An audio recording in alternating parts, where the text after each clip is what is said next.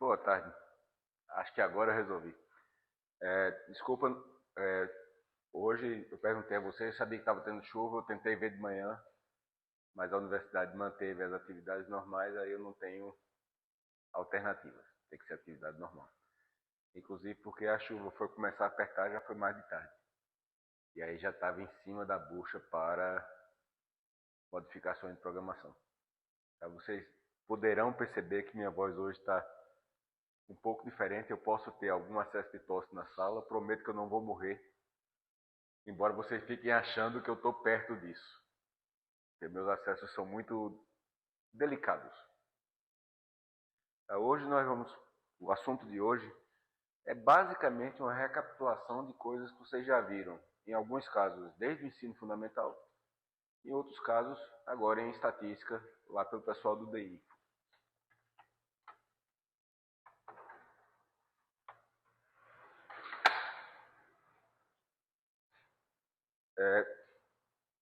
Nós trabalhamos sempre com o conjunto de dados. Isso é o que é a estatística, trabalhar com conjunto de dados para tirar informações. E, portanto, nós precisamos de medidas. Transformar um monte de número em alguma coisa que a gente consiga comparar e entender. A gente faz isso através das medidas de tendência central e de variação. E acabei de ver que o mouse, esse apontador, não pega na tela branca. Então, só vai servir mesmo para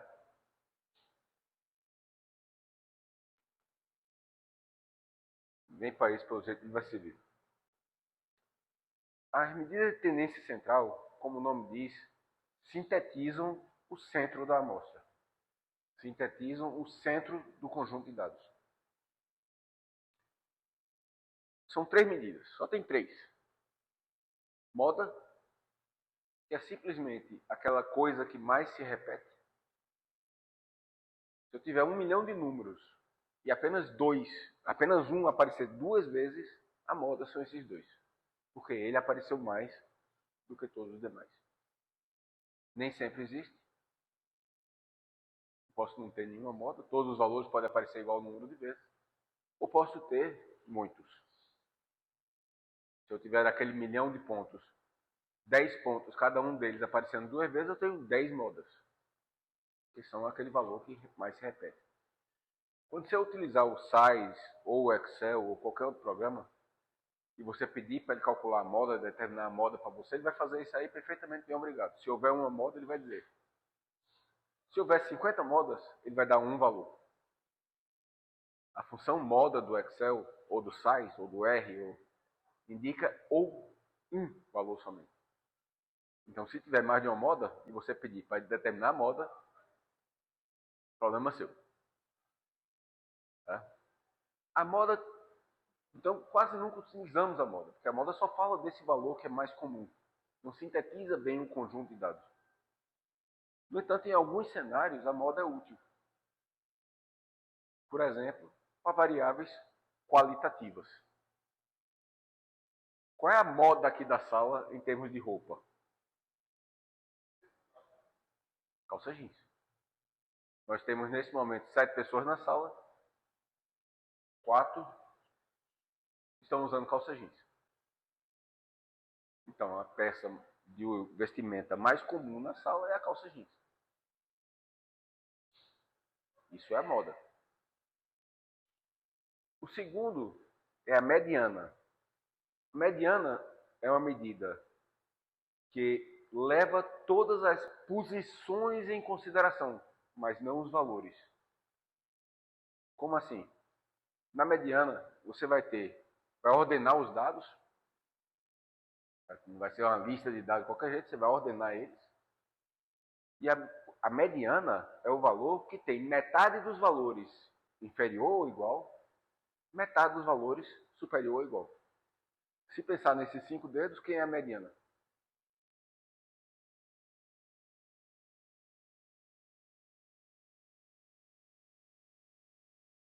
Tenho 2 menores e 2 maiores. Se for 4 dedos, a mediana está aqui. Aqui eu calculo a mediana, porque é um ponto que está entre esses dois, igualmente separado dos dois, ou aqui eu simplesmente ordeno quem está no meio, só isso. Qual é a vantagem da mediana? Se entrar alguém muito ruim de finanças, como um tal de Jeff Bezos, todo mundo sabe quem é Jeff Bezos? Bill Gates, Mark Zuckerberg também resolve, aquele doido do foguetes. Hã? Qualquer um desses. Entrar na sala. Ele vai mudar, essa pessoa vai mudar a mediana da renda de vocês? Muito pouco, né? Simplesmente, ao invés de termos 7 rendas com 1 no meio, vai ter 8 rendas agora, e a mediana, ao invés de ser a renda número 4, de baixo para cima, vai ser a renda entre 4 e 5, de baixo para cima, que vai ter 4 para baixo, 4 para cima. Se fosse a média que vocês usam já desde o fundamental, um Jeff Bezos entrar, ia mudar a média? Ia mudar valendo a média de renda daqui.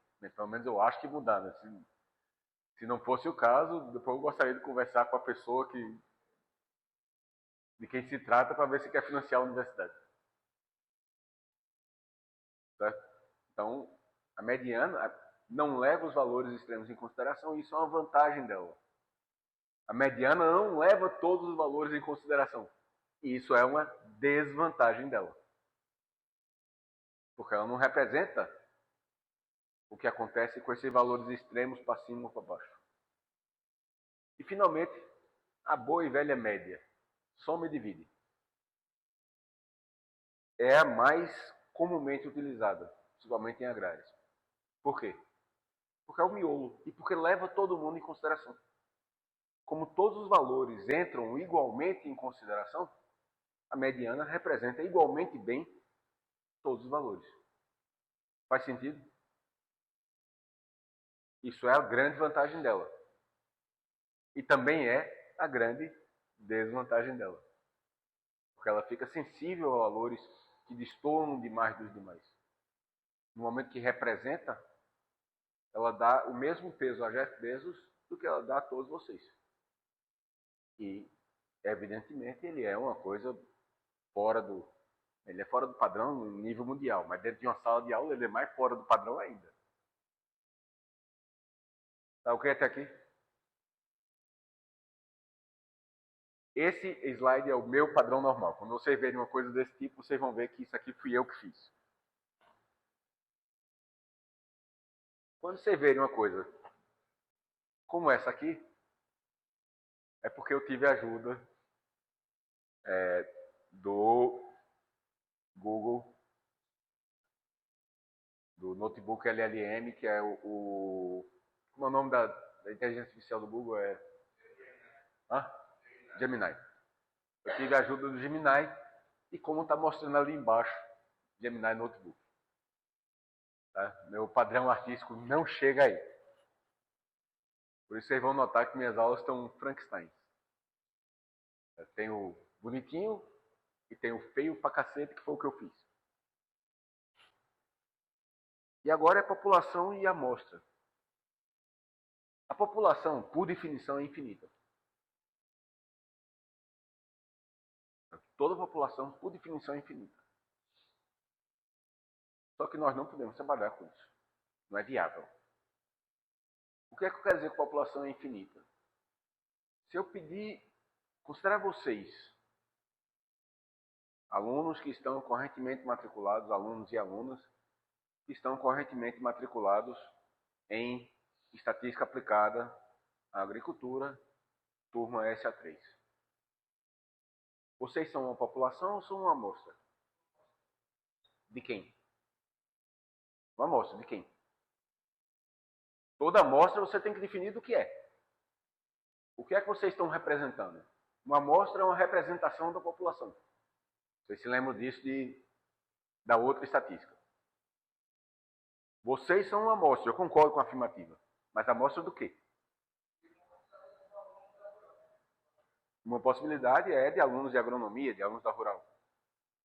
Se eu quiser falar somente de estatística aplicada, somente dessa disciplina, somente dos meus alunos, vocês são uma amostra ou são uma população?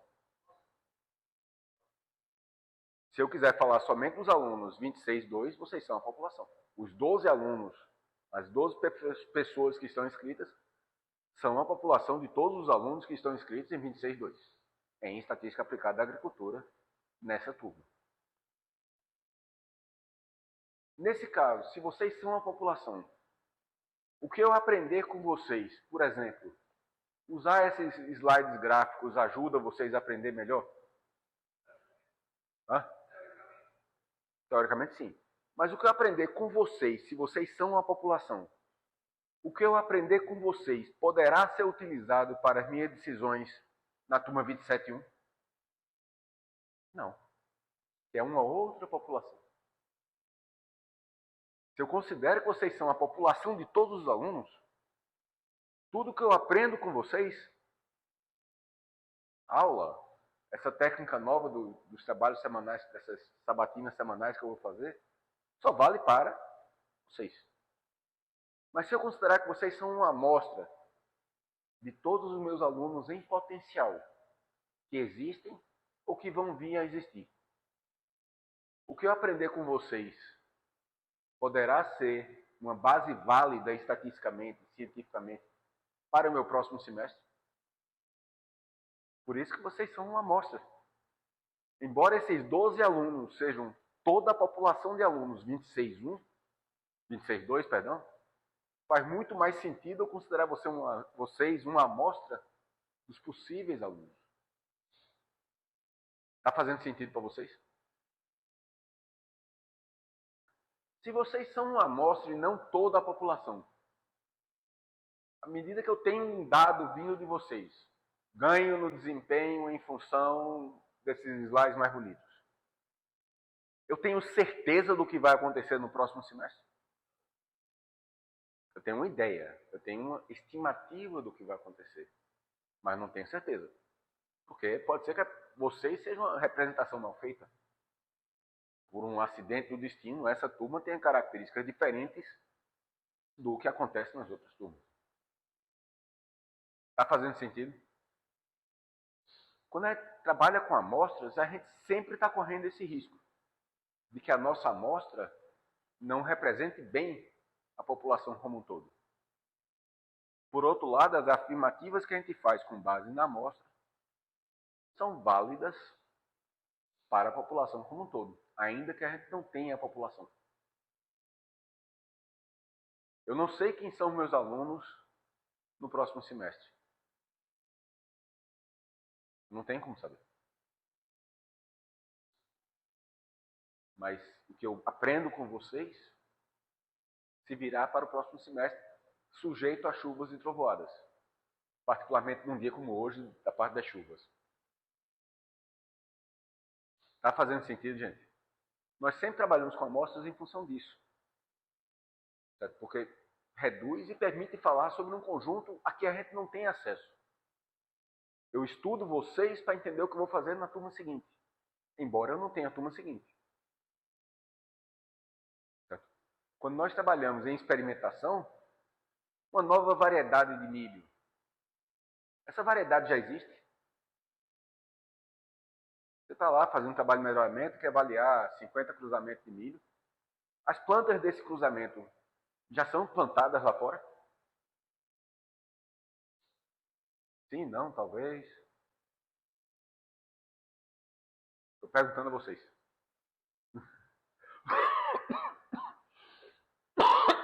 Não. Ainda não foi lançado. Você ainda está fazendo o trabalho para ver se vai lançar. Então, essa população dessas plantas de milho não existe ainda. Porque ainda não existe a variedade. Você está criando a variedade. Mas ainda assim, aquelas sementes que você tem hoje já podem ser utilizadas para entender o que vai acontecer no futuro, se aquilo ali virar uma variedade realmente. Tá? Então, nós usamos amostras de populações que, na verdade, ainda não existem, mas que potencialmente existirão. E nós usamos esses pequenos experimentos, essas condições controladas que nós criamos para avaliar o que é que vai acontecer. E aí selecionar a variedade, ver qual o controle que nós vamos utilizar, ver o adubo que vai ser feito, ver como é que você vai conduzir um trabalho. Isso é o que é a experimentação. Tem uma consequência disso. Nós não trabalhamos com todos os pontos. Nós consideramos que um dos pontos não tem liberdade. Não é porque ele está na cadeia. É porque ele é pré-definido em função dos demais. E o que diabos eu estou querendo dizer com isso? Vamos dizer que eu tenho uma média de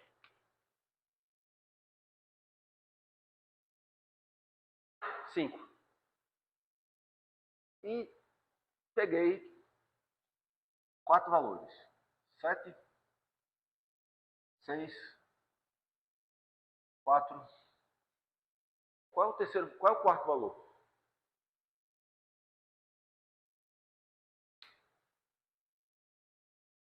Eu tenho uma média de 4, uma amostra de 4 pontos. A média dessa amostra é 5. E eu já vi 7, 6 e 4. Qual é o valor que está faltando?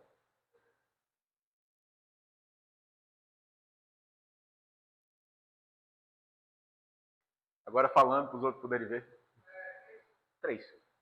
Matematicamente, o único valor que pode ser isso aí é 3. Porque é o único valor que, com 4 pontos, vai chegar em 20 para dar uma média 5. Um ponto é pré-definido. Nesse caso pode ser o 3. Mas se eu tivesse 6, 4 e 3, esse aqui teria que ser 7. Um ponto é pré-definido em função da média dos demais.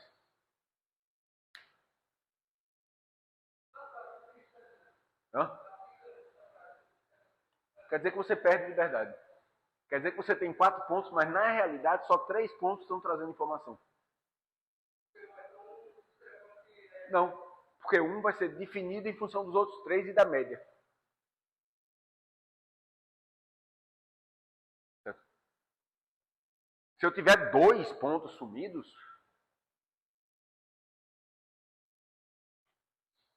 agora eu não sei. Porque pode ser 7 e 3, pode ser 5 e 5, pode ser 6 e 4, 9 e 1, 8 e 2. Mas na hora que eu tenho 3 pontos e a média, matematicamente o quarto ponto está definido. Não tem como não ser aquele valor. Como nós sempre utilizamos a média, nós sempre temos um ponto pré-definido em função da média e dos demais. Está fazendo sentido? Por isso que nós temos o grau de liberdade. Certo? É o número de pontos que você realmente tem independentes dos demais. Certo? Popularmente conhecido como GL, que não tem nada a ver com nenhuma opção de ninguém.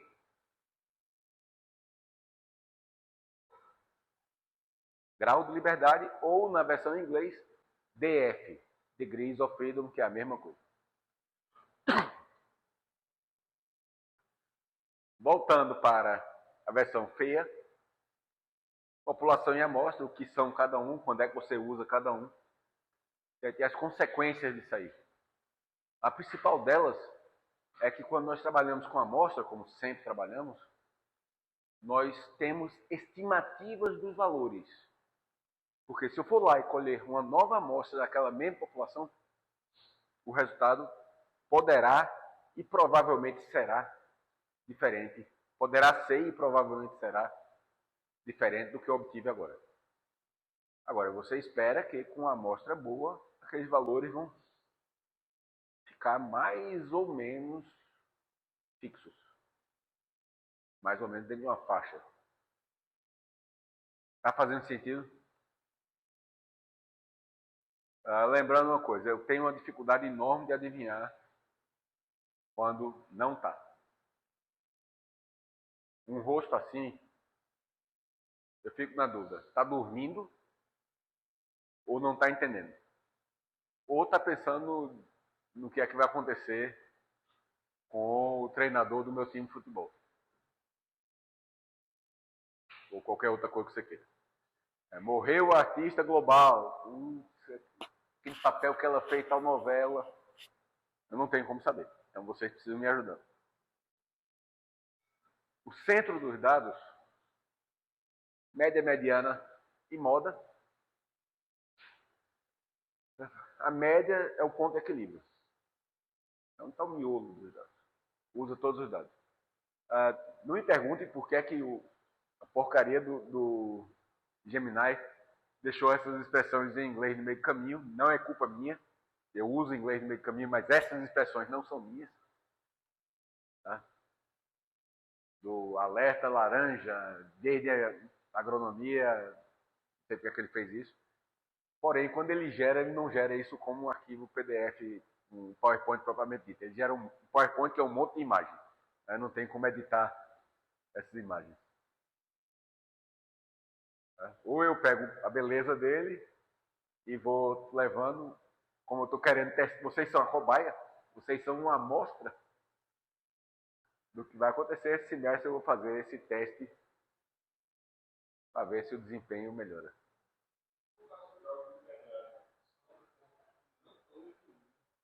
É o número de pontos, não os pontos, mas o número de pontos que não está pré-definido.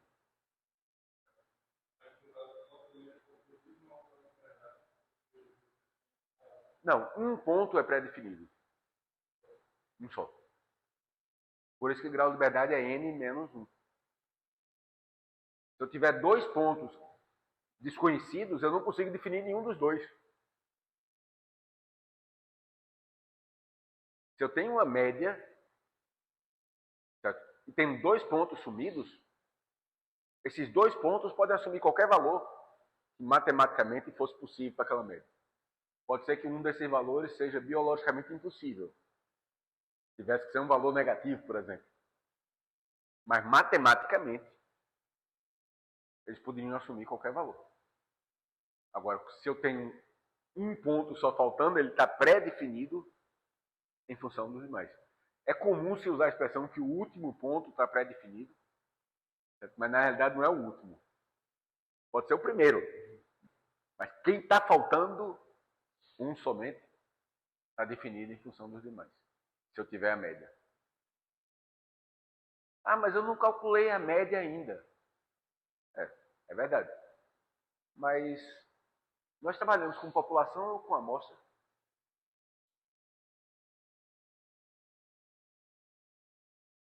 Amostra.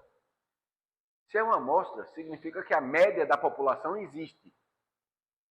Não é verdade? Quer a gente saiba, quer a gente não saiba, mas ela existe. É essa média que predefine um dos valores. A média da população, que vai existir independente de eu ter calculado ou não. Ela existe. Tranquilo até aqui, gente? Média, mediana, moda. Moda é simplesmente o que acontece mais vezes. Eu já vi experimento utilizando mediana. Média, toda vez se usa, praticamente. Moda, até hoje, eu nunca vi um cenário em agronomia que fizesse sentido pensar na moda. Tá? Então, a forma como os dados são distribuídos determina quem você vai utilizar. No caso direito e esquerdo desse gráfico, são distribuições de dados em que você tem mais valores de um lado ou do outro do meio. São assimetrias, positiva ou negativa. Na positiva eu tenho mais valores acima da média do que eu esperava ter, ou valores mais acima da média, não necessariamente o número de pontos, mas eles são mais distantes da média para cima. Na esquerda é o contrário.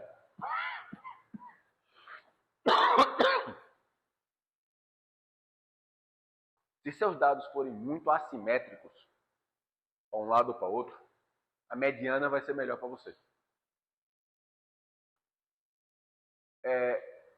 O que é que vocês acham que acontece com dados de contagem de insetos? Só para pegar.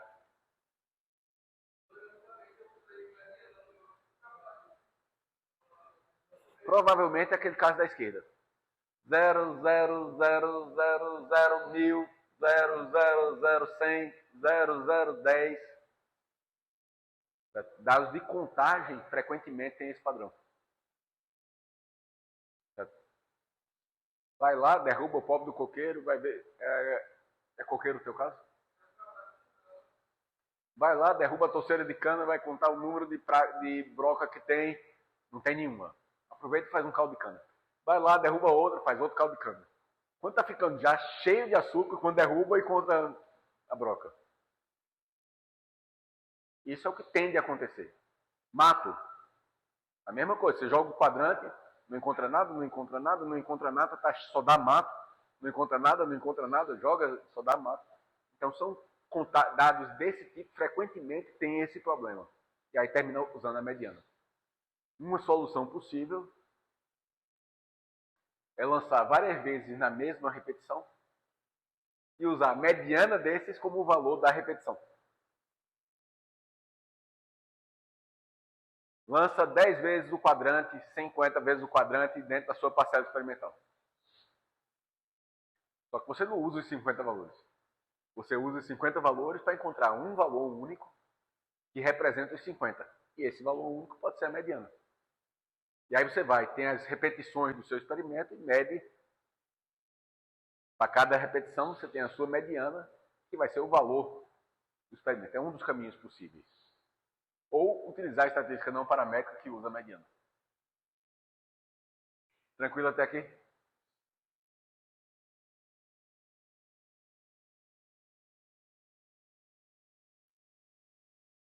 Por que não utilizamos somente a média? Porque eu posso ter amostras com a mesma média, mas comportamentos muito diferentes entre si. É o que está acontecendo aqui.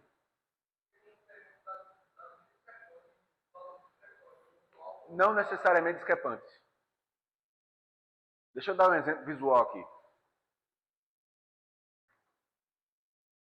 5 pontos, 5 pontos. As médias são parecidas, não são? Meus dedos são parecidos e, portanto, a média, peso, comprimento dos dedos da mão esquerda é mais ou menos parecido com a mão direita. Confere? Mudei a média? Não, né? Mas a dispersão mudou. As amostras são diferentes, não são? Agora? Se eu olhar somente a média, eu consigo ver essa diferença? Eu tenho que olhar a média e a variabilidade. Por isso que nós sempre precisamos de uma medida de tendência central, tipicamente a média, mas pode ser a mediana, e uma medida de variabilidade para caracterizar uma amostra. Se eu olhar somente a média, sem levar em consideração a variação que acontece, eu não tenho como ver isso. Faz sentido para vocês? Então, nós sempre vamos precisar de uma medida de variação. O que é que ele quer dizer com... O que é que o Gemini está falando aí de quantificar o ruído? Quando você está escutando música, na rádio, no rádio, vocês lembram o que é rádio, né? E não está bem sintonizado. Você está escutando lá a CBN 105.7 e você colocou o rádio do seu carro em 105.6. Você consegue entender mais ou menos está sendo falado, mas dá muito mais trabalho, né? Hã? Fica cocheado, as vozes quebram mais. Isso é o que se chama de ruído. É sujeira na informação. Essa sujeira, em estatística, é a variabilidade. É uma variação que acontece em torno da média. Por Porque existe o que se chama de variação do acaso. A gente vai ver isso na semana que vem, no próximo assunto. Mas se eu pegar... alguém aqui já fez controle de peso? Pessoal, regime. Se você se pesar, eu faço, minha vida toda. Se você se pesar todo dia, terminou de sair do aparelho sanitário de manhã, sem roupa, e se pesar, seu peso vai ser igual todo dia. Vai variar e às vezes pode variar muito de um dia para o outro. Isso é porque o seu peso real variou? É água, é comida do dia anterior, é falta d'água. Se você estiver desidratado, você pode perder muito peso simplesmente porque perdeu a água e não colocou para dentro. Isso é variação do acaso. Não é um efeito do regime que você está fazendo para perder peso. O regime vai estar lá misturado. A tendência que você espera, fazendo um controle de peso, é que o seu peso vá cair ao longo do tempo, ou subir, se o seu objetivo for esse. Mas de um dia para o outro é uma variação do acaso, é ruído. Então o que você quer fazer é separar o que é o real, o que é a minha tendência real de perda ou ganho de peso, dependendo do meu objetivo, do que é a variação de um dia para o outro. É por isso que é muito frequente dizer, não, só se pesa uma vez por mês. O nutricionista frequentemente diz isso, não se pesa todo dia não, pesa uma vez por mês, uma vez por semana, para não ficar desesperado com essas flutuações de peso. Não separa. É por isso que eu pessoalmente me peso todo dia. Que é justamente para ver. Na hora que eu consigo ver essa flutuação, eu consigo ver a tendência. Mas é uma recomendação muito comum do nutricionista, só se pese quando vier aqui.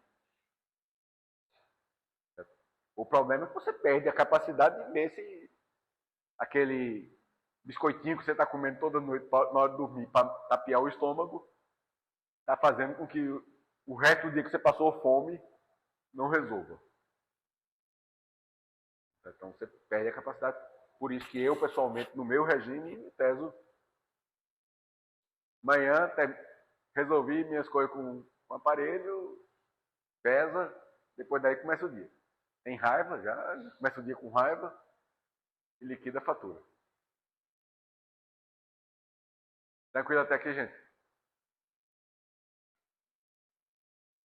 Quem é o autor desse slide?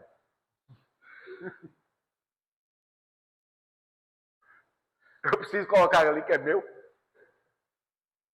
A primeira medida de dispersão que existe é a amplitude. Simplesmente, máximo menos mínimo. É a diferença entre os extremos. Não serve para PM. Porcaria nenhuma. Vocês pensaram no P errado.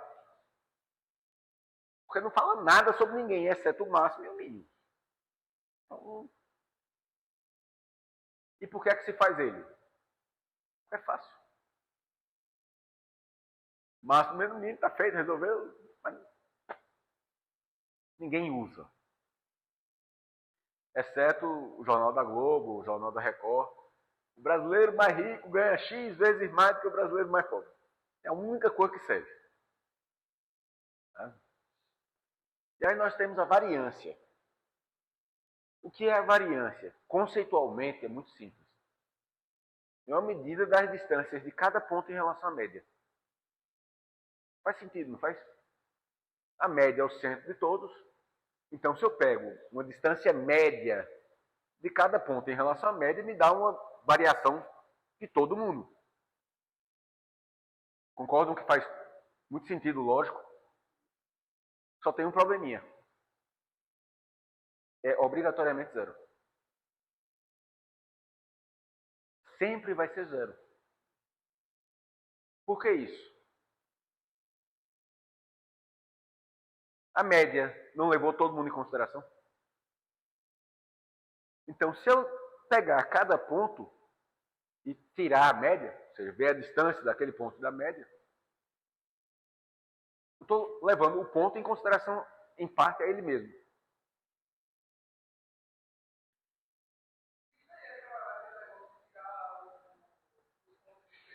Não, ainda não. Isso aí a gente vai ver daqui a 4 assuntos. Certo? O que acontece? Se eu pegar, vou pegar aqui esse exemplo para facilitar a minha vida.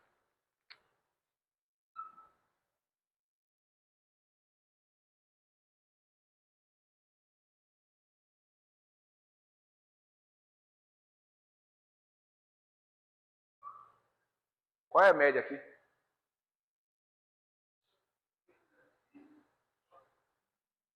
10, 15, 22, 30, média 6.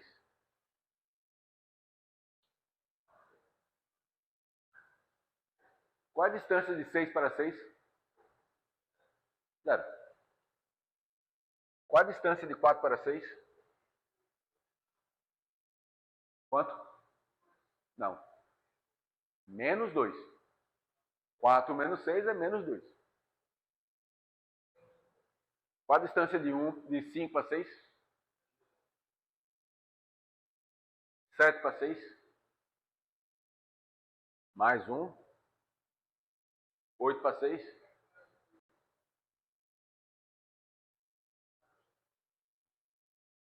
Lógico, eu selecionei valores fáceis para a gente fazer a conta. Mas qualquer um que você pegue, se não houver um erro de arredondamento envolvido na história, vai ser necessariamente 0. Então eu não posso simplesmente pegar as distâncias, somar e dividir pelo número de pontos, porque isso vai dar 0 necessariamente. Qual é a operação matemática mais simples, matematicamente falando, que vai resolver esse problema?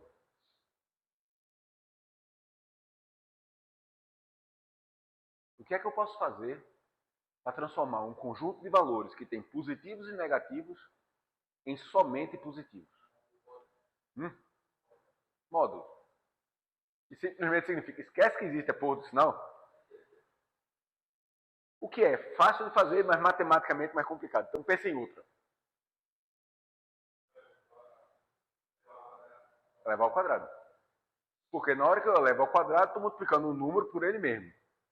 Se é negativo, negativo vezes negativo, positivo. Se é positivo, positivo vezes positivo, positivo. Então todos os valores são positivos. Então já comecei a melhorar a coisa, né? Eu pego as distâncias de cada ponto em relação à média, levo ao quadrado. Beleza, todo mundo positivo. Como eu quero ver uma distância média, divido pelo número de pontos. Concordam? Só que nós trabalhamos com amostra, então nós não dividimos pelo número de pontos, dividimos pelo grau de liberdade. Porque tem um ponto ali que não tem liberdade, então não divide por n, divide por n menos 1. Tranquilo. Resolveu. Isso é a definição de variância. A soma dos quadrados dos desvios de cada ponto em relação à média, dividido por n menos 1. Arretado, resolveu o problema, tudo certo, só que não.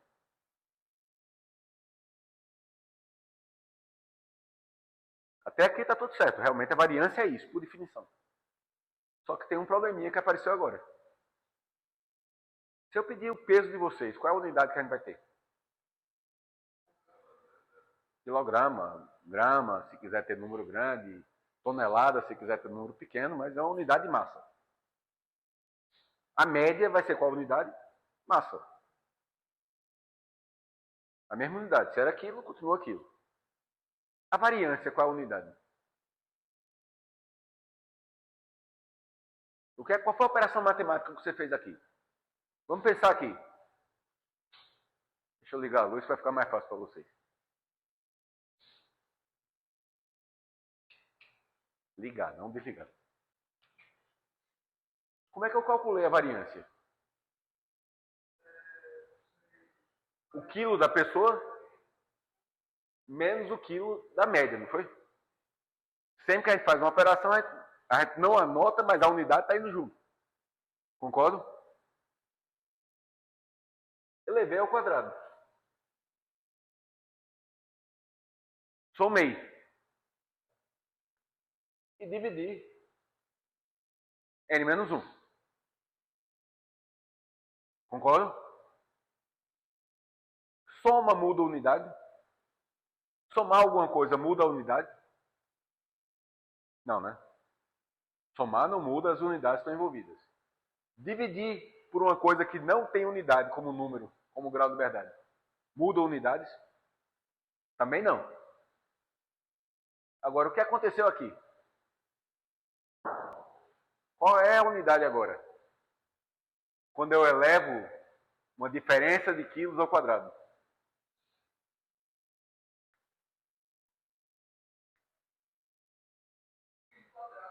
Quilo ao quadrado. Eu posso comparar quilo ao quadrado com quilo? Eu não posso. Tem que tirar a raiz. Porque deixou de ser a variância e passou a ser o desvio padrão. Eu elevo ao quadrado para quê? Para poder ficar todo mundo positivo.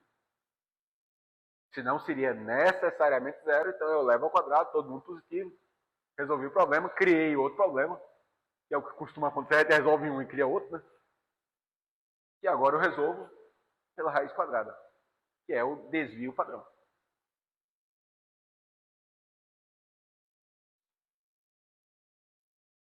Todo mundo seguiu a lógica?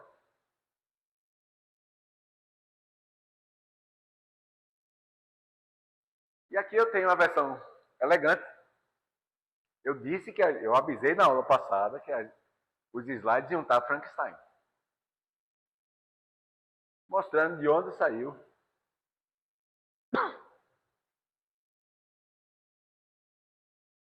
cada coisa.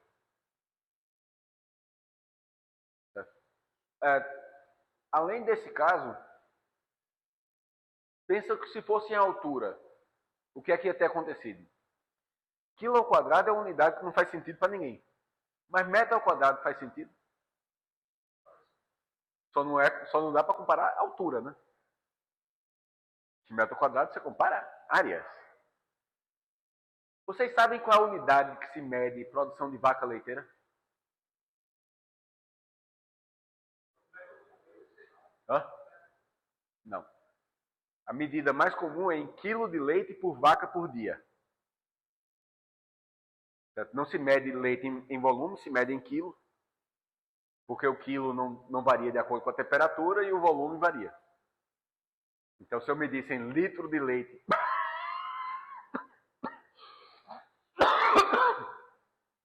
por vaca e medisse na hora que terminou de desmamar, de tirar o leite, ou depois, daria uma diferença, porque o leite sai quente, né? Está na temperatura da vaca.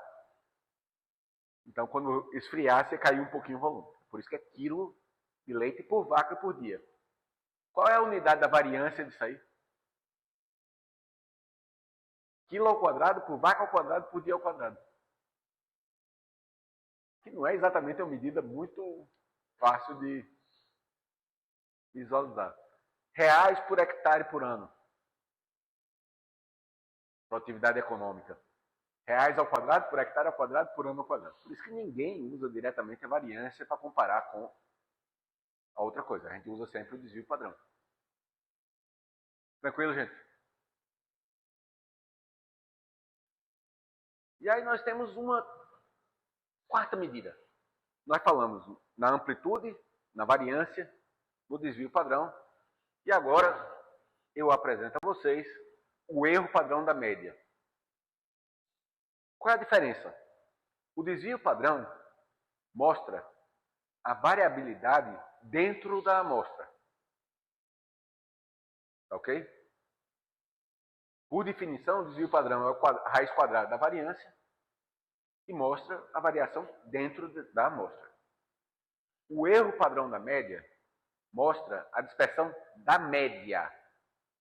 Ou seja, o que aconteceria, onde é que você espera encontrar a média de repetidas amostras da mesma população? É a faixa de valores em torno da média que você espera encontrar ela. Certo? Esse aí a gente vai usar para inferência, para pensar. Rapaz, essa faixa de valores, rapaz, se eu pegar esse outro dado, está dentro de uma faixa compatível, está fazendo sentido dizer que eles estão vindo ou não estão vindo da mesma população base? Por isso que a gente usa o erro padrão da média. E é muito utilizado em gráficos como a medida do erro. A medida de variação. Aquelas barrazinhas verticais que você vê. Tá ok até aqui?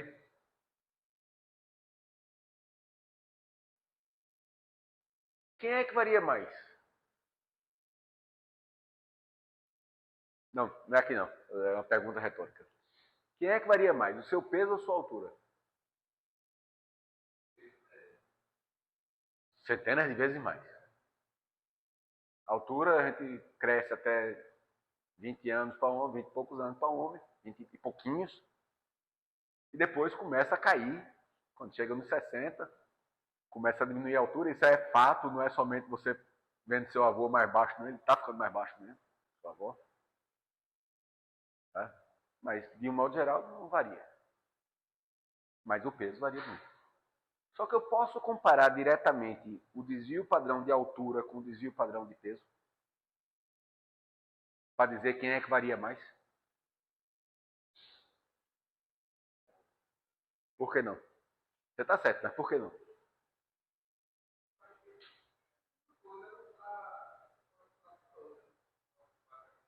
Ok, então deixa eu mudar o exemplo. Quem é que varia mais? A produtividade econômica, reais por hectare, ou a produtividade agrícola, quilos por hectare? Hum? Você pode comparar matematicamente as duas? Porque você está comparando unidades diferentes. Certo? Eu não posso comparar quilo por hectare com real por hectare. Matematicamente falando, eu não posso fazer isso. E é para isso que existe uma outra medida chamada CV, coeficiente de variação. E por coincidência é uma das poucas medidas que é o mesmo símbolo em inglês e em português. O que quer dizer isso aqui? O CV é o desvio padrão dividido pela média. Então, qual é a unidade do CV?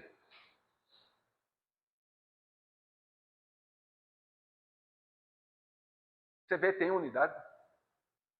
Não. Eu não peguei o desvio padrão, quilo por hectare, e dividi pela média, que é quilo por hectare? Então, mata a unidade.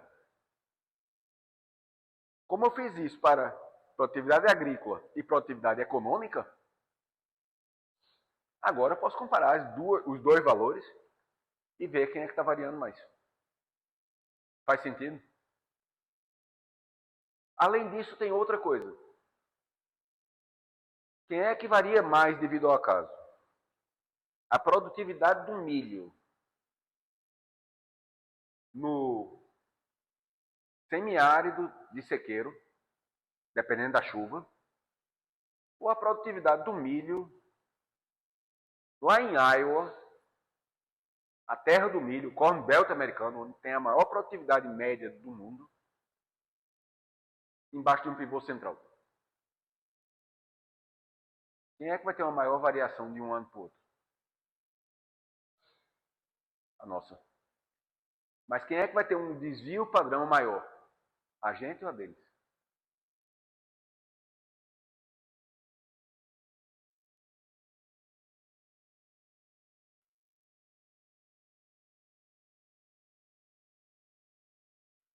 Como é que eu calculo o desvio padrão mesmo?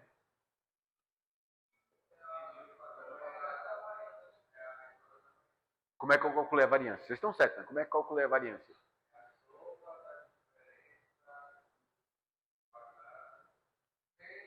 O quadrado é a soma da diferença dos quadrados, o quadrado das diferenças, né, de cada ponto em relação à média.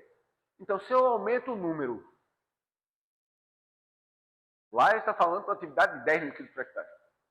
O número é muito maior do que aqui.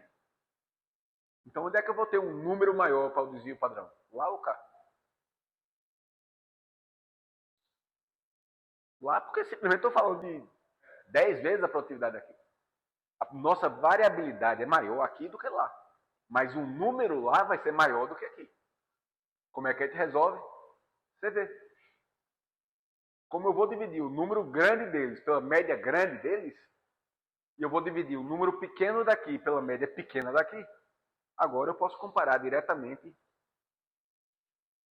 essas duas medidas e ver quem é que varia mais, e com certeza vai variar mais aqui. Tá? Por conta de São Pedro, né? Lá eles não estão dependendo de São Pedro. Eles estão dependendo de São Pivô Central, que é um santo extremamente confiável. São Pedro, nem tanto. Não chove, não chove, não chove. Não chove, não chove, não chove. Lá cai aquela chuvazinha, todo dia, na medida. Quando não chove, vai lá e liga o pivô, e chove.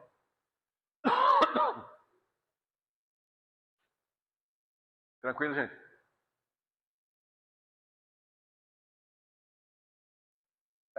Se a média for muito baixa, como a média é um divisor aqui, o CV pode subir demais.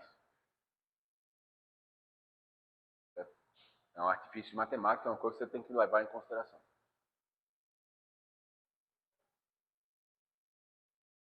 A próxima medida não é bem uma medida de variação, mas é uma medida muito útil para visualizar valores. E quando estamos trabalhando com dados não experimentais. É o intervalo de confiança. O intervalo de confiança é a faixa de valores, ou limite de confiança, é a faixa de valores em que, com base na média amostral, na variabilidade dos dados e na confiança que você quer ter, você acredita que a média da população está. Que raios eu estou dizendo aqui? A gente conhece a população? A gente conhece a população? Sim ou não? Não. A gente não conhece a população porque a população é infinita. O que nós conhecemos é a amostra. Então a amostra é uma estimativa do que acontece com a população como um todo, correto? Eu tenho duas amostras. A amostra da mão direita e a amostra da mão esquerda. Como é que eu posso saber se essas duas amostras vêm de uma mesma população ou de populações diferentes? Interrogação, estou perguntando a vocês. Eu simplesmente posso comparar a média das duas e se a média for diferente, dizer que elas vêm de populações diferentes? Não, porque se eu fosse lá e pegasse outra amostra da mesma população, eu teria um terceiro, um quarto, um quinto valor. O que é que a gente está fazendo com o intervalo de confiança? Está pegando aquele ponto que calculou, que é a média da amostra, e está vendo uma faixa de valores em torno desse ponto, em que nós temos razões para acreditar que a população vai estar. Se duas amostras têm faixas que se sobrepõem, significa que eu não tenho como saber se são diferentes ou não. Se as duas faixas são diferentes, são amostras diferentes. São amostras de populações diferentes. Está fazendo sentido para vocês?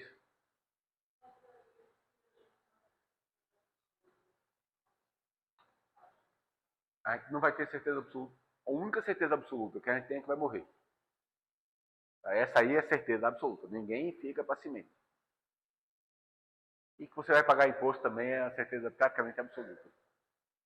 Certo? Mas o que acontece? O que nós vamos calcular é faixa de valores, chances. Eu sei qual é a nota, a média de cada um de vocês. No final do semestre, eu tenho certeza absoluta que eu sei qual é a média de vocês. Hã? Eu tenho certeza que todo mundo vai ter uma média entre 0 e 10. Adiantou de alguma coisa para vocês? Eu tive tanta certeza na minha afirmativa que cheguei numa faixa de valores tão ampla. O que nós fazemos com o intervalo de confiança é criar uma faixa de valores baseado numa chance de estar errado. Se eu quero ter muita certeza, o que é que eu faço? Eu abro mais a faixa ou reduzo a faixa? Quer dizer que se eu disser que vocês vão estar com a média entre 6 e 7, eu tenho uma chance menor de errar na minha afirmativa do que se eu disser que vocês estão na média entre 0 e 10. É isso? Você falou que eu vou ter menos chance de errar se eu disser que a média de vocês vai estar entre 6 e 7 do que entre 0 e 10. Você acha que é isso mesmo? Hã? Não. Se eu fizer uma afirmativa com uma faixa estreita, eu tenho uma chance maior de errar. Certo? Porque tem mais valores fora da faixa possíveis. Se eu digo 0 a 10 ou 1 a 9, bem, 1 a 9 já tem uma chance boa de eu errar alguém. Não pelo lado 1, pode ficar tranquilo. Pelo lado 9, com frequência tem alunos acima de 9. Se eu digo 0 a 10, não tem como eu errar. É fisicamente impossível eu errar a nota de vocês se eu disser que é a faixa de 0 a 10. Se eu digo qualquer faixa mais estreita, eu começo a ter chance de errar. E quanto mais estreita eu colocar essa faixa, maior a chance de eu errar. Então o que, é que a gente faz? Se eu quero ter mais segurança, amplio.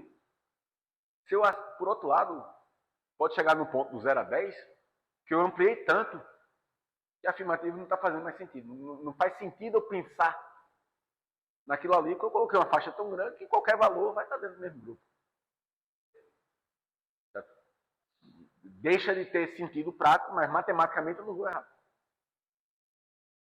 Tá ok até aqui? Então, uma coisa é, qual é a chance que eu estou disposto a aceitar? Eu só vou aceitar que se eu fizer sem afirmativa, eu vou errar no máximo em 5. Ou eu aceito que se eu fizer 100 afirmativas, eu erro até em 10.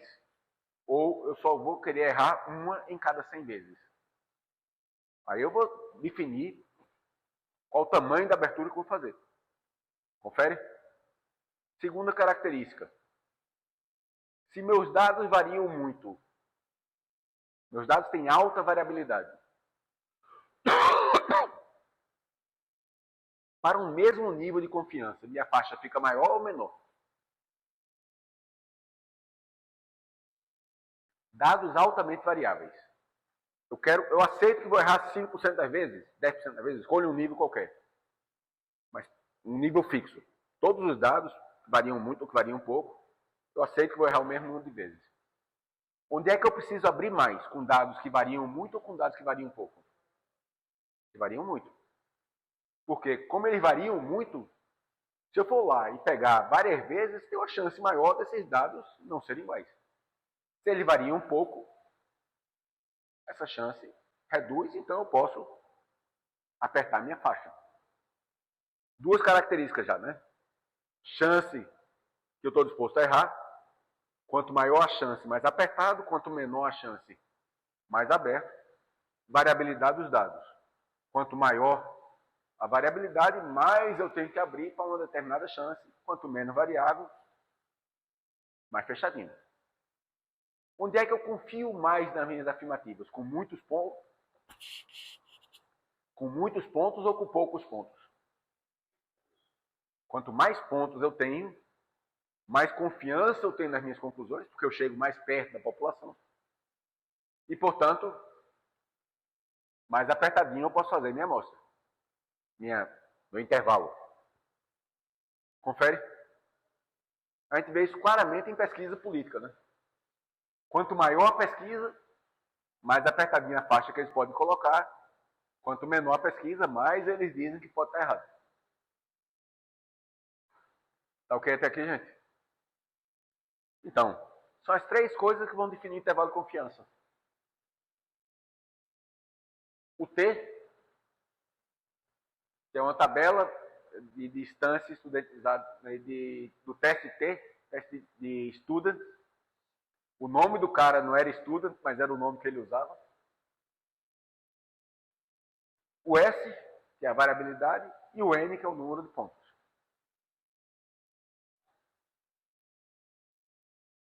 Tranquilo? E o T vem de uma tabela desse tipo aqui. Não se preocupe, vocês não vão usar essas tabelas. O Excel já vai calcular isso direto para você. Se você preferir utilizar o Google, a planilha do Google também tem a fórmula. Certo? E por que é que eu estou mostrando? Só para vocês terem ideia de onde é que vem. Essa tabela tem 3 níveis, 3 colunas. 0,10 ou 10%, 0,05, 5% e 0,01, 1%. O que é que vocês percebem olhando a linha? Qualquer uma das linhas. O valor aumenta quando sai de 10 para 1%. Por quê? Ele é um multiplicador na forma do intervalo de confiança, então quanto mais confiança eu quero ter, ou seja, menor chance de errar, mais eu abro, maior o multiplicador. Se você olhar numa coluna, você está falando dos graus de liberdade, ou seja, o tamanho da amostra. O que acontece quando você vai aumentando o tamanho da amostra? O T aumenta ou diminui? Diminui. Por quê? Quanto maior a amostra, maior a confiança, portanto, mais eu posso apertar. E o que acontece, por exemplo, quando eu saio de 50 para 100 para 1000? Olhando a coluna de 10% só para facilitar a minha vida. Cai pouco, né? Agora, quando eu saio de 1 para 2, eu reduzi quase a metade. A menos da metade, na verdade, o T. Ou seja, o efeito do aumento do número de repetições, o efeito do aumento do tamanho da amostra é muito maior com amostras pequenas. Mas chega num ponto que começa a não mudar muita coisa mais.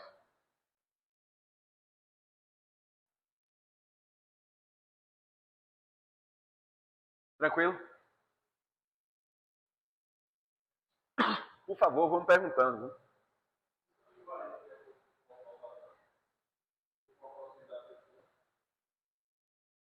O que vai acontecer se você tiver a proximidade dos pontos, provavelmente vai reduzir a variação, que é independente disso aí. Não. A variação entra na fórmula. Né? Então, se você reduz a variabilidade, você vai reduzir o intervalo de confiança, mas não pelo número de pontos. Vai reduzir porque reduziu a variação. Então, se eu tomo mais cuidado na minha amostragem, eu melhoro, reduzo o intervalo de confiança porque eu reduzi a variação do acaso. É um outro efeito.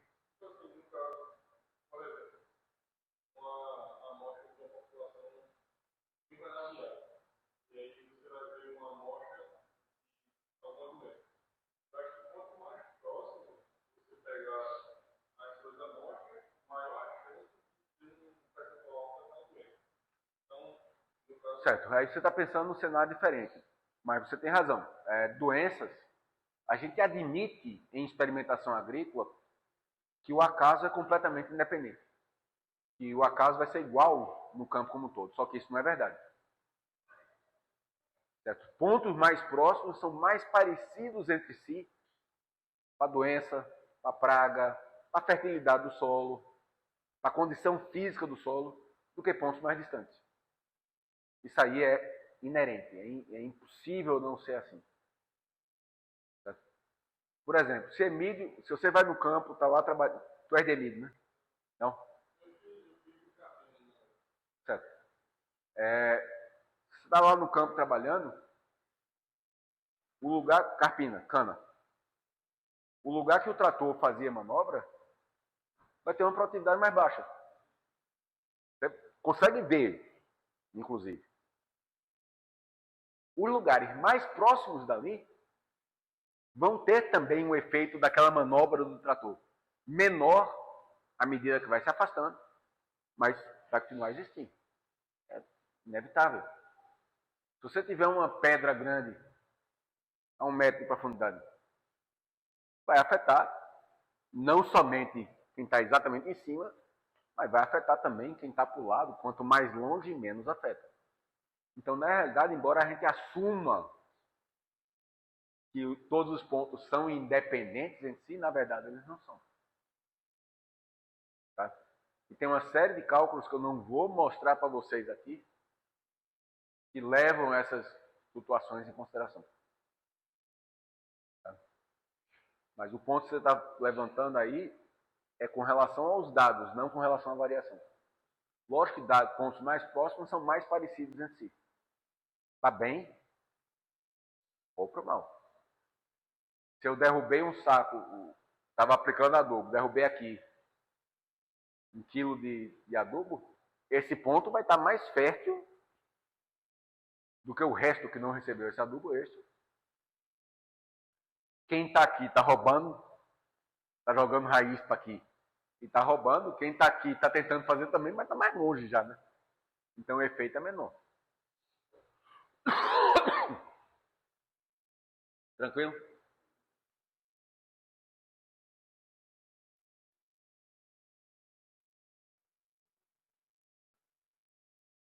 Intervalo de confiança, margem de erro. Basicamente a mesma coisa. Só que definidas de forma um pouquinho diferente. Intervalo de confiança é a faixa de valores toda. A margem de erro é metade da faixa. É para um lado ou para o outro. Certo? Então o intervalo é média mais ou menos. A margem de erro é o mais ou menos. É o que fica.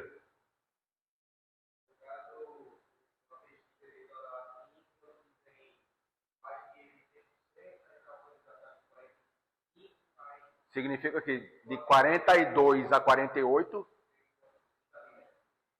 certo? Um candidato a 45 com margem de erro mais ou menos 3%, margem de erro mais ou menos 3%, intervalo de confiança de 45 a... Você disse 48, não foi?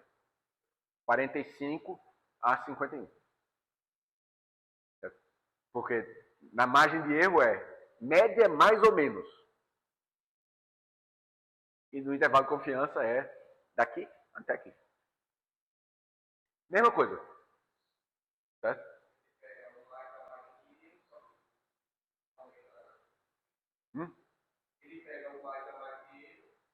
Ele pega o mais e pega o menos. E dá a faixa toda, do menos até o mais. Enquanto a margem só dá esse pedaço e esse pedaço. Rigorosamente a mesma coisa, só que a forma de mostrar que muda. Num você explicita quem é a média e qual é a faixa em torno da média. E no outro você diz, é esse pacote todo aqui. Tá? E essa época do ano, você vai escutar muito isso. E aí daí que vem, empate técnico. Porque os números não são iguais, mas como estão dentro de faixa que tanto pode ser um quanto o outro, não tem como saber. Tranquilo? E pensando também nessa época que tem pesquisa eleitoral saindo no rodo, vocês vão ver que pesquisas maiores vão ter intervalos menores, mais apertados. O que é uma questão da confiabilidade da amostra. Quanto maior a pesquisa, mais confia nela, mais cara ela é também. E é por isso que tem um balanço mais cara, mais demorada, mais difícil de fazer, termina ficando menos frequente. Então, eu quero ter um retrato frequente para saber o efeito do meu político, do político que eu estou acompanhando, meter o pé pela mão, ou eu quero ter um retrato mais confiável? O que os partidos vão fazer é isso. Não consegue ter as duas coisas ao mesmo tempo. Eu não consigo fazer pesquisas muito grandes, muito frequentes, porque não dá tempo de fazer. Por isso que as pesquisas que você vê, que a gente vê nas notícias, são as pesquisas maiores, que são feitas uma vez por mês, uma vez a cada 15 dias. Enquanto todos os partidos, independente quais sejam, estão fazendo uma série de outras pesquisas menores, menos confiáveis, mas que vão permitindo eles ajustarem. Minha propaganda está funcionando? Aquela propaganda negativa que eu estou fazendo está funcionando? Como é que eu posso usar a besteira que Zé fez? Lula querendo usar a besteira de Flávio, Flávio querendo usar a besteira de Lula, Zema querendo usar a besteira dos dois, e por aí vai. Por sinal, vocês sabem que a gente não tem só 5 candidatos, né?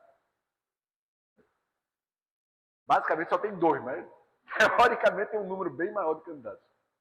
Acho que são 8 para presidente.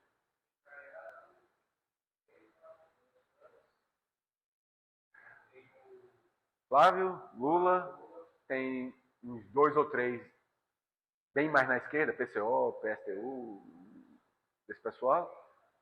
E tem os que querem ganhar, querem usar tempo na política por alguma razão que não conseguem entender o que são os de sempre, né? Eu acho que terminou sem candidatar aquele que foi ministro do Supremo. Eu acho que ele terminou sem ser candidato. Tinha um ministro do Supremo Tribunal, esqueci o nome dele, mas que ia sair como candidato. Hã? Não, Sérgio Moro nunca foi do Supremo e é candidato a governador do Paraná. Mas tinha um ministro do Supremo Tribunal Federal.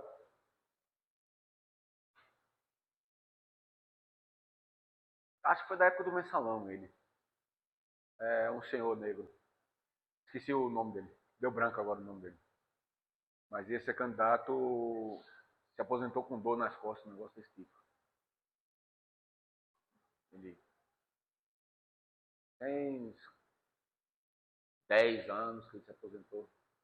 Não é dessa leva recente, não.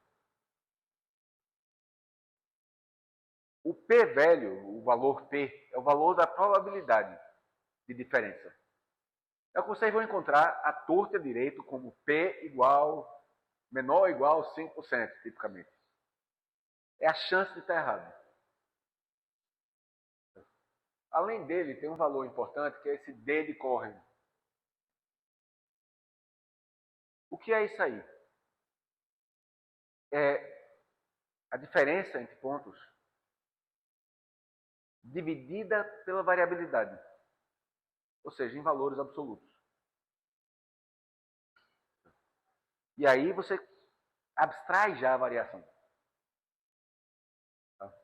Você mede a diferença em unidades de variação. E consegue ter ideia se essa é uma diferença grande ou pequena em função disso. Tem 4 cenários comparando o tamanho do efeito biológico agronômico e a variabilidade dos dados. O cenário ideal está em verde. A diferença é grande, a variação dos dados é pequena, eu tenho muita confiança na diferença. Arretado. Significa que se eu adotar essa prática agrícola, eu vou ter um ganho muito grande. Isso é ideal. O pior cenário, para mim, é esse laranja da direita, da esquerda. O efeito é grande, mas não é significativo. Por que esse é o pior cenário? Porque tem uma coisa que está interessante agronomicamente, mas que eu não tenho confiança. Por que isso? Porque eu deixei o meu experimento ficar tão sujo, tão variável, que mesmo uma diferença grande eu não estou conseguindo ver. Eu estou ganhando 10% de produtividade na cana, mas pode ser devido ao acaso. Ia ser um negócio agronomicamente arretado, 10% de ganho, é um ganho enorme. E que eu digo, eu não confio no ganho. Mata o aluno que fez isso aí. E o juiz vai concordar comigo que é justa causa. Não tem poder estatístico. Não tem poder estatístico por quê? Ou tem alta variabilidade, ou tem tão pouco dado que não dá para confiar nas conclusões. Esse é o pior cenário que tem. Aí tem o outro laranja. O efeito é pequeno, mas é significativo. Tem pequena chance de ser devido ao acaso, mas também não significa porcaria nenhuma. Eu vou ganhar 0,001% de produção. Significativo. Chance de ser devido ao acaso, 1 em 10 mil. Chance de significar alguma coisa para alguém, 1 em 1 milhão. Você não vai chegar junto de um produtor e dizer: adube sua cana que você vai ganhar 1 quilo por hectare. Ele vai chegar para você e vai dizer: ah, tu pega esse teu adubo e tu pi, pi, pi.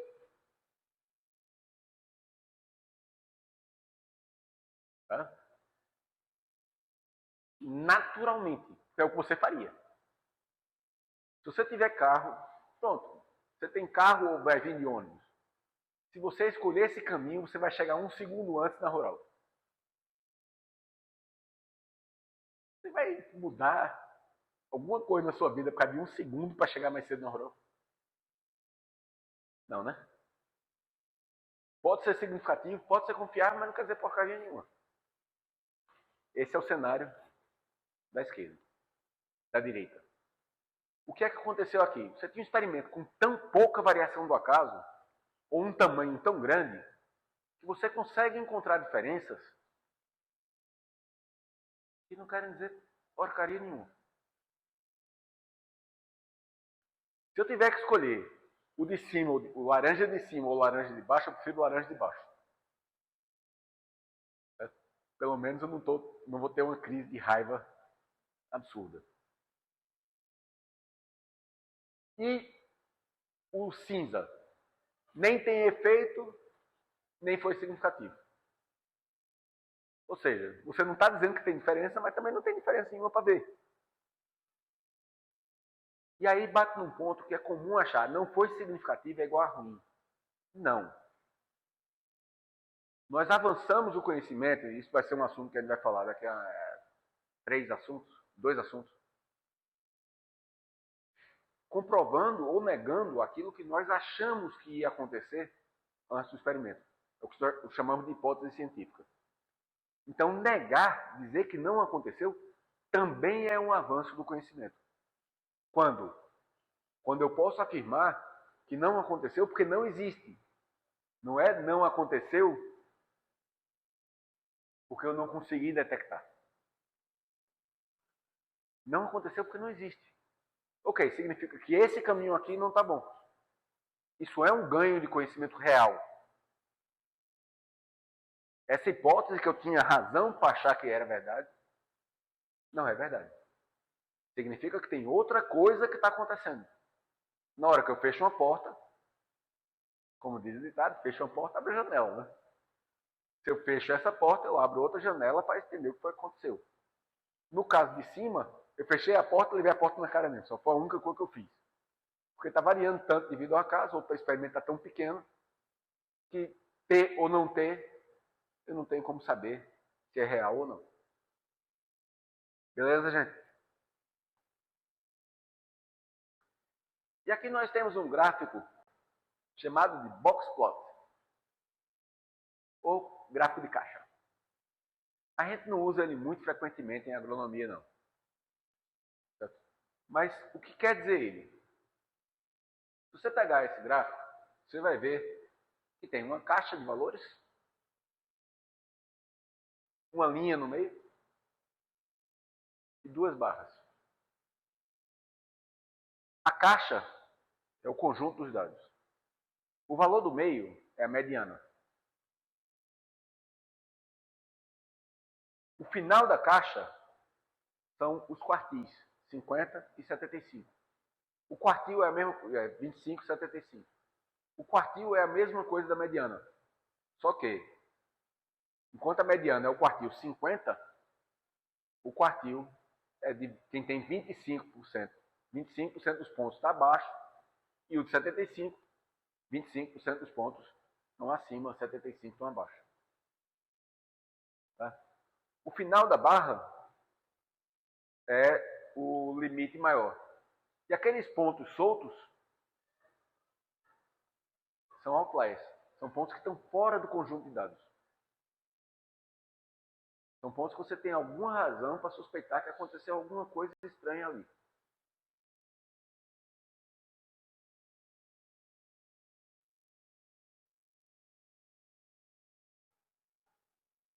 Quando é que você usa o bom e velho gráfico de barras e quando é que você usa o box plot?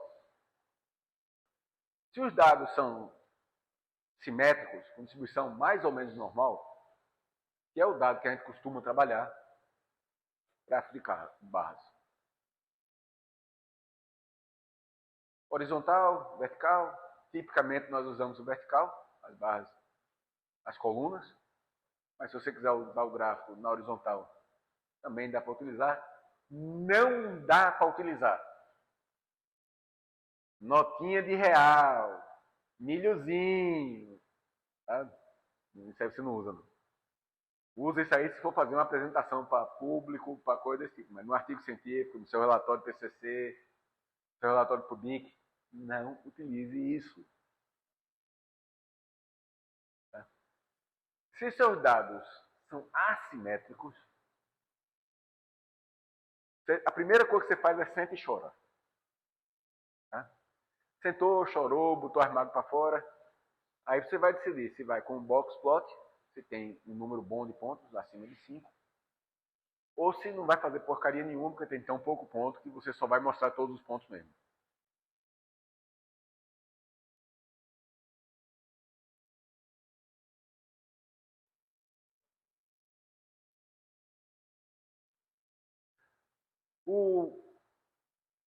Os dois gráficos aí, tá?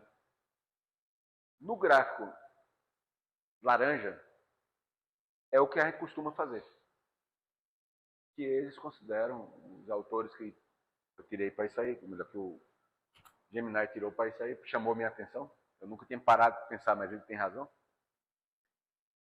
É que quando a gente faz isso, fica como cada barra de erro fica diferente, fica difícil fazer a comparação. Faz sentido usar isso aí, não com a variância individual, o desvio padrão individual de cada amostra, mas com o intervalo de confiança. Aí poderia ser. Se eu usar o intervalo de confiança, eu poderia usar para mostrar, mas o desvio padrão não fica tão legal. O gráfico em verde está usando o erro padrão. Ou seja, já está mostrando a variabilidade da média, não somente a variabilidade da amostra. E aí é um erro padrão só para todo mundo. A barra fica igual para todo mundo.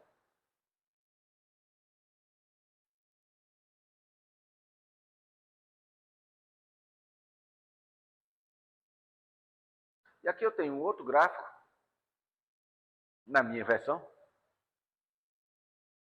que tem uma grande diferença, uma grande característica de todo o artigo científico.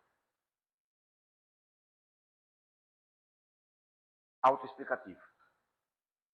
Quando você vê uma tabela ou uma figura, você tem que entender do que se trata somente consultando essa tabela, essa figura.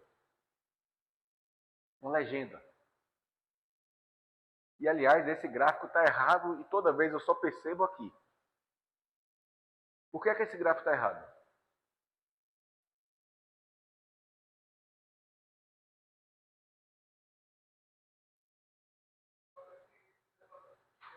Hã? Não, isso aí é porque os dados estão variando muito mesmo. Mas ele continua errado, mas não é por isso.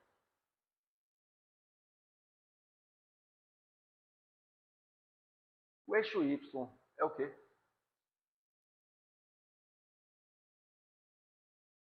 Então o gráfico não está autoexplicativo. Eu tenho que dizer quem é o eixo. O eixo do X, tá claro, são variedades de milho, são variedades de feijão, aí tá tranquilo. Mas quem é o eixo Y? Matéria seca da parte aérea, eu estou vendo ali, no título, mas eu deveria ver na figura, não na legenda da figura. Qual unidade? Grama por vaso, grama por planta, quilograma. Eu tenho que mostrar isso. Certo? Toda figura, toda tabela tem que ser autoexplicativa. Olhou, entendeu?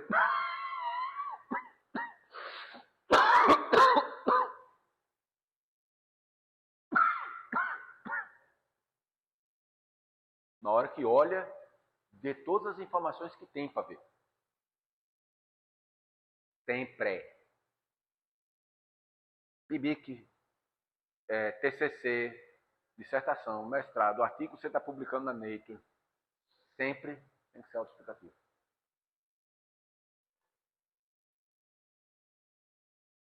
Incluindo dizer qual foi a estatística que você usou. Nesse caso, as barras são intervalo de confiança, 5% teste de Tucker, teste de T. O que também reflete-se na tabela. Uma tabela tem que ser autoexplicativa. Olhou, viu. E tabelas científicas tendem a ter pouca linha. Não fica colocando linha em tudo quanto é coisa, não.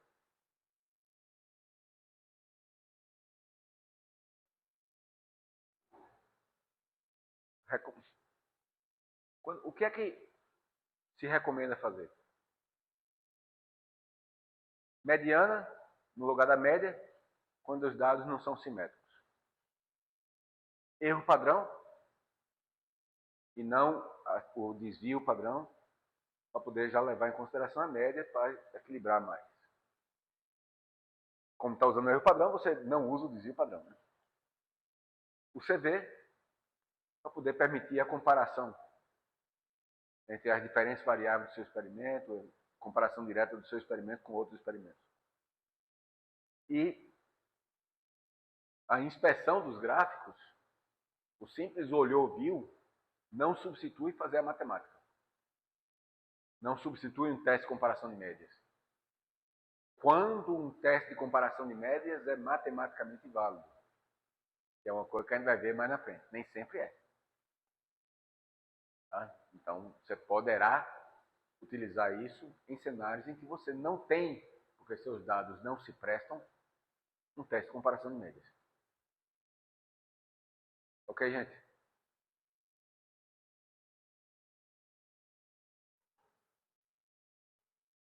A descritiva, a estatística descritiva, não é para fugir da paramétrica, dos dados experimentais, da análise experimental dos dados. Mas é para você começar a entender o que está acontecendo com seus dados. Ter noções. E nem sempre nós temos dados experimentais. Muito do que a gente faz não é experimentação. É amostragem. Você vai no campo e vê o que acontece realmente. E aí, as análises baseadas em dados experimentais podem não ser válidas. E aí o caminho que você tem é a descritiva. Tranquilo? Dúvidas, dúvidas, dúvidas?